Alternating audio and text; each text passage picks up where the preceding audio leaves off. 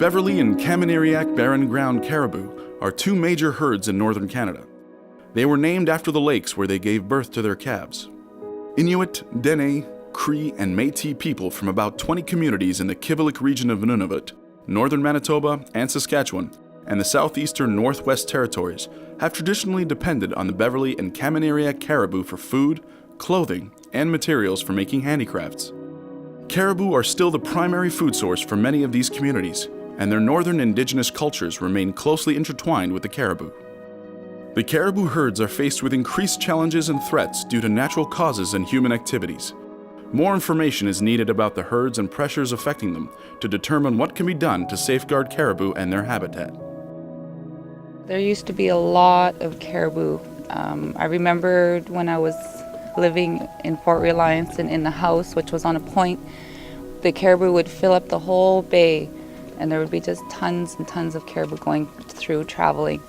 Today, it's not like that. You sit on the porch and you'd be lucky if you see a small herd of caribou go by. Thankfully, there are things we can do to help conserve caribou for the future.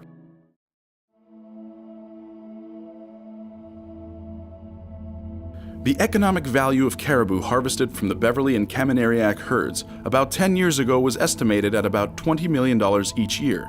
That means the value of the caribou harvested from these two herds was worth about $200 million each decade. Indigenous peoples are the main harvesters of the Beverly and Kamineriak caribou herds. Traditional caribou-using people harvest caribou for food and clothing. They share the caribou they harvest with family and friends, with elders, and those who otherwise would not have access to this highly valued food, and sometimes with other communities.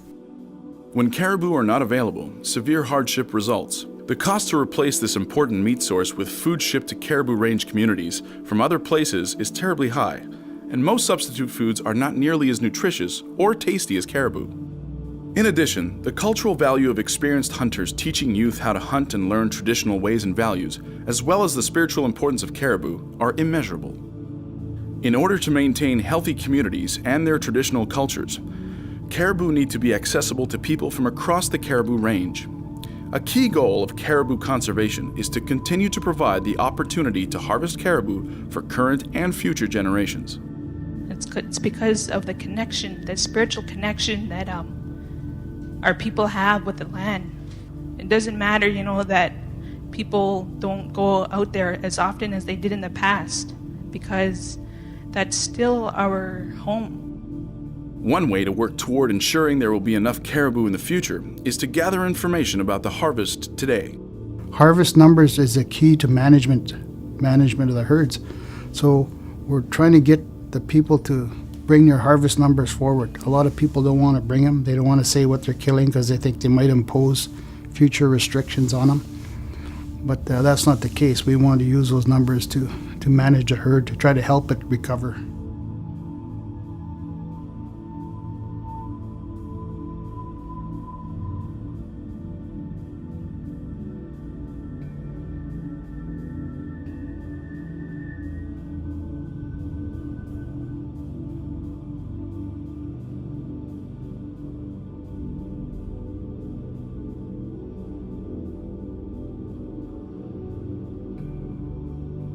Sensitivity and respect are important for collecting harvest data from caribou hunters. The Beverly and Kamineriak Caribou Board supports harvest data collection programs in part because they help to determine the total number of caribou required from the herds to sustain the basic needs of traditional caribou hunters, their families, and communities. It is important to know the number of caribou that communities need. If the harvest level that is safe for a herd falls below the collective needs level for communities that depend on that herd, hunters and their families will experience significant hardship. In the past, we tried that monitoring caribou, but then it didn't turn out because, not too many people. I think it's because of the thing, if they overkill caribou, they might be penalized or something like that. In that case, they don't want to talk about it. They should at least, this is nothing harm in saying this is how many they killed, and that way we can monitor them, I think that the communities realize that it's also important for the community to know how many caribou they need as a community so that everybody is fed, everybody is happy and healthy, and their cultural aspects and their spiritual aspects of their lives are taken care of.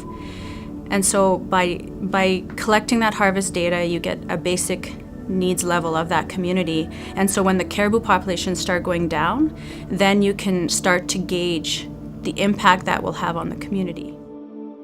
We all want the same thing, to have caribou today and in the future. Harvest information will help us to answer management questions and identify actions required to try to avoid hardship that could result from serious declines in the herds, and to decrease the length of time people may have to go without caribou if that situation occurs. My child's 2 years old. Will he be able to go hunting for his kids? I want my kid to be able to have that choice if he wants to. Our future is changing. Our children's future is changing.